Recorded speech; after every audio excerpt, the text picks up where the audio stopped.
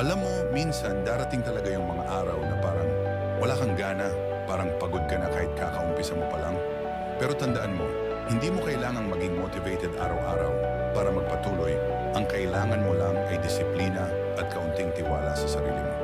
Hindi mo kailangan ng malaking hakbang palagi. Minsan yung maliliit na desisyon na araw-araw, yun ang magdadala sa'yo sa mga. Walang shortcut sa